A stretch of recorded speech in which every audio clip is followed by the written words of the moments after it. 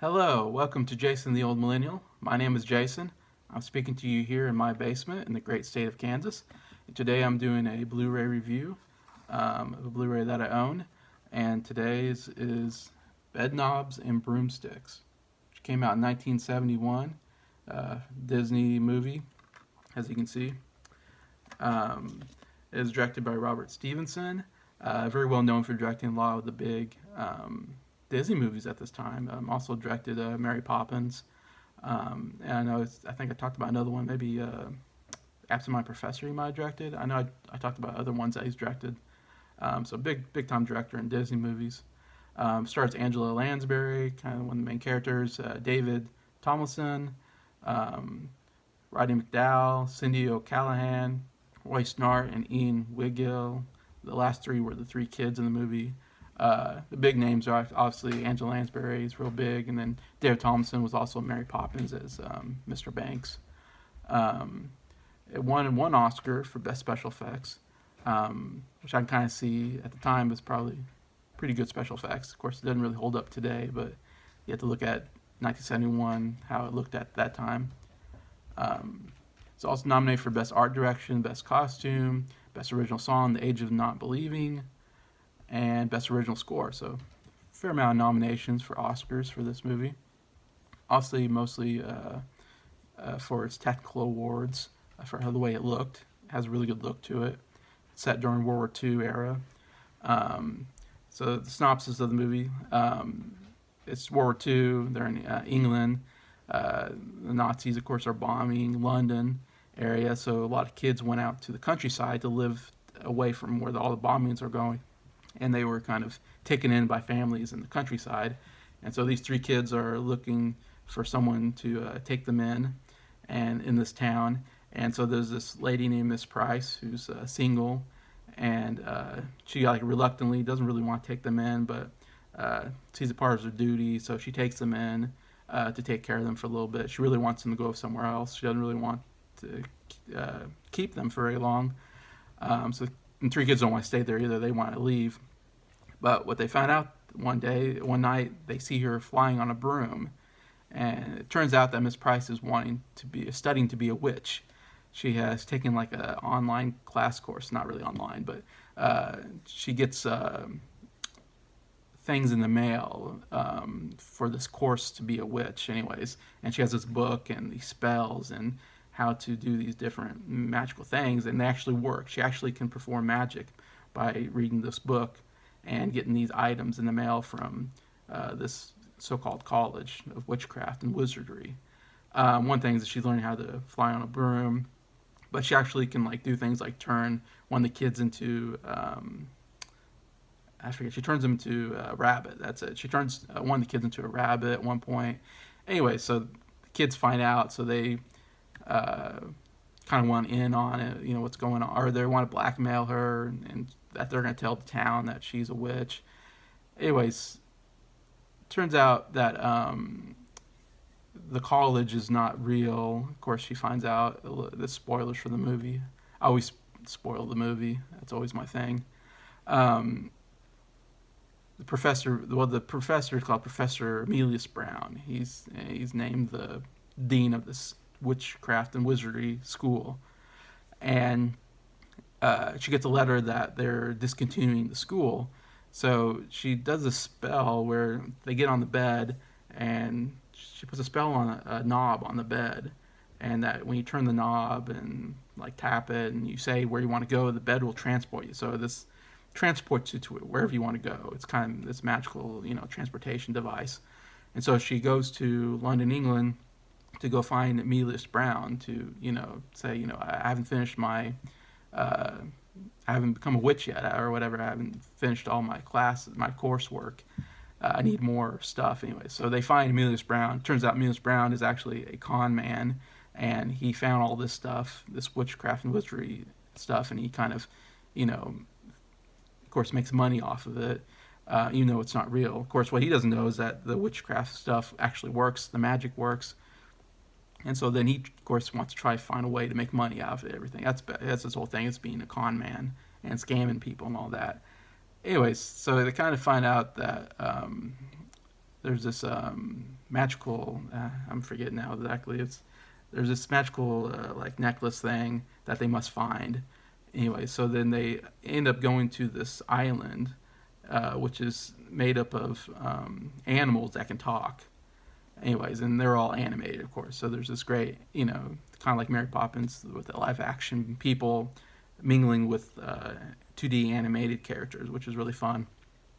And so they find, that's where they go to find the necklace. I say necklace, it's a medallion. They go to find this medallion because the medallion can, with the magic of this medallion, they can reanimate objects that, like clothes and stuff like that. Anyway, so they get it, they go back to regular time, and she uses it to make, things come alive. And her whole purpose is to make things come alive to attack the Nazis. The whole point is to defeat the Nazis who are coming to invade England. Anyway, so it ends up with her, trying to use the magic to fight the Nazis at the end of the movie. Anyways, it's a very complicated synopsis. I had a hard time going through that, but hopefully that kind of makes some sense to what's going on. It's a great Disney, family film with, magic, of course. My background with the movie is I watched this constantly as a kid. My parents used to, like I said before, used to always tape things off TV onto blank cassette tapes, VHS tapes. And so this was one movie that was, copied onto a VHS tape off TV at some point. And I don't remember when I watched it, but I'm sure I was like 5, 6 years old when I first watched this movie, and I absolutely loved it. It was one of my favorite. I had several Disney movies. I loved old Disney movies, and I had several of them that I was watching constantly all the time. It seems like almost every day I was watching a movie. Even though I've seen it 100 times, I would continually watch a movie because I loved it so much. And this was one that was on my rotation, one of the biggest ones on my rotation. I absolutely loved this movie as a kid. So I have so much nostalgia for this movie, and I still enjoy it today. Even as I've gotten older, I've had moments where I'm like, I want to watch a movie. What should I watch? I'll put Bedknobs and Broomsticks in because it's such a fun movie to sit and watch, and it reminds me of my childhood. So that's kind of where my background is on this movie. It's a pretty, it's a movie that really has close to my heart in a way because of that. So watching it as an adult, trying to look at it as an adult through the adult eyes, how good this movie is. Still enjoyable movie, still very fun. I still enjoy the premise of the movie of, this witch and trying to figure out this witchcraft and traveling through a bed and all these different characters and all that. Yeah, really great, I think, overall plot for a Disney family movie. A very enjoyable story overall. Overall, music's actually pretty darn good. There's no real memorable songs, I would say, but they're all decent songs, written by the Sherman Brothers, of course. And the musical score overall is really good, I think. I enjoy it quite a bit. I enjoy Angela Lansbury and David Tomlinson. Their characters are really good together. Angela Lansbury is more of the straight-laced, very serious character, I would say. While David Tomlinson's Emilius Brown is more, like I said, he's not serious. He's always wanting to scam people or, con people out of money. He's a much looser character in that way, a much more fun character. So the two, kind of two opposite personalities really blend in together for this movie, for the two that, and it's interesting, David Tomlinson, because he was in Mary Poppins as Mr. Banks, and in Mr. Banks he was the very serious, straight-laced character, seemed like he was always mad and a very strict character. In this movie he's quite the opposite. He's more fun and want to take risks, and he's more adventurous, I guess is the word I'm saying. He wants to be more adventurous and try new things anyway. So he's a very interesting character change for David Tomlinson. But yeah, I love the chemistry between those two characters.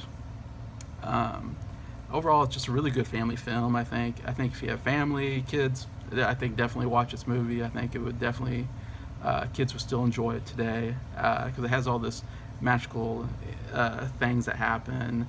Like I said, the part where they're with the 2D animated characters that are talking animals is very fun. There's a scene where they're under the sea and they're singing the song, and there's these fish that are dressed like humans. That's a really fun scene. Um, I said there's a scene where they reanimate clothes, and the clothes they interact with these clothes. Anyway, so there's a lot of really good scenes I think in this movie.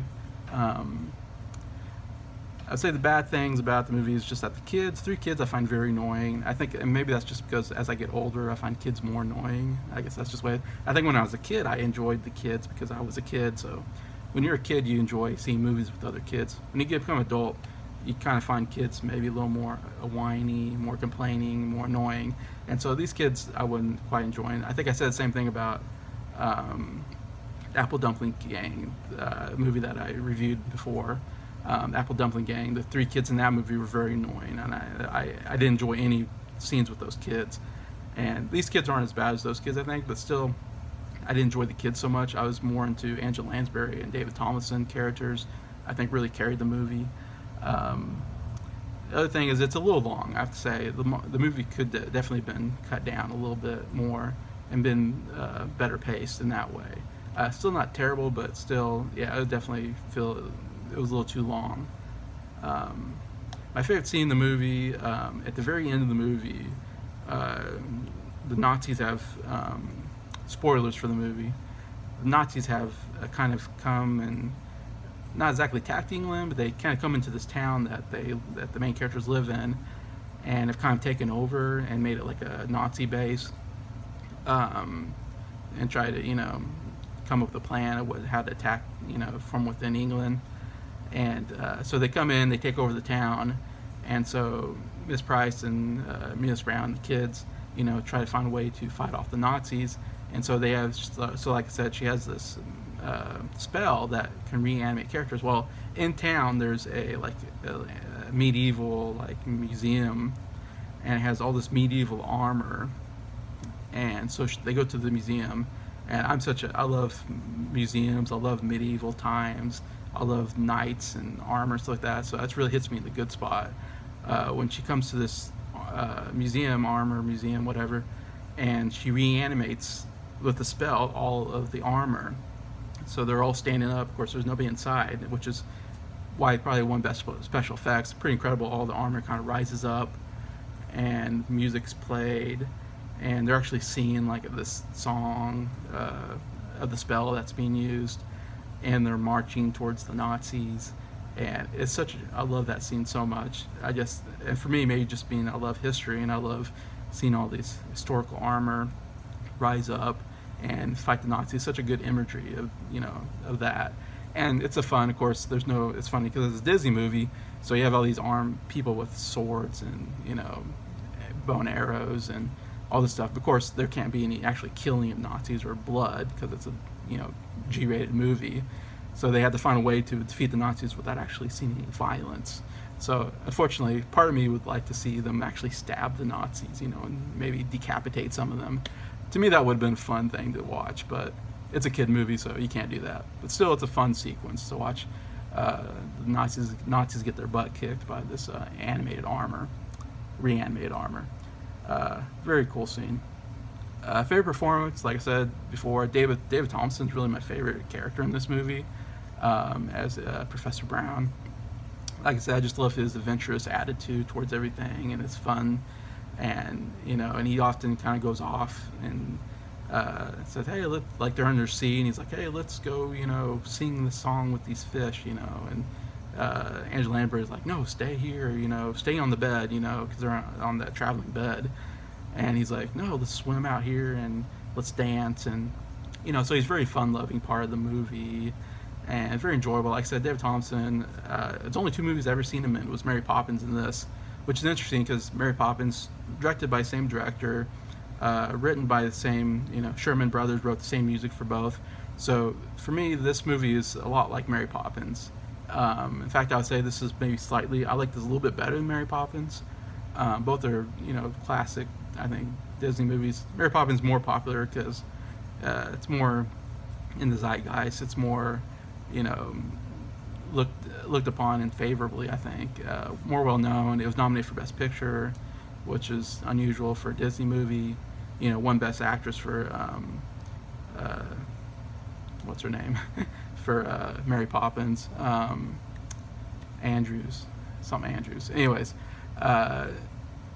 so Mary Poppins is the more well-known, but this was just as good as Mary Poppins. I think maybe even a little better. And like I said, it has a similar feel to it as Mary Poppins, I would say. If you like Mary Poppins, I think you would love this film, Bedknobs and Broomsticks.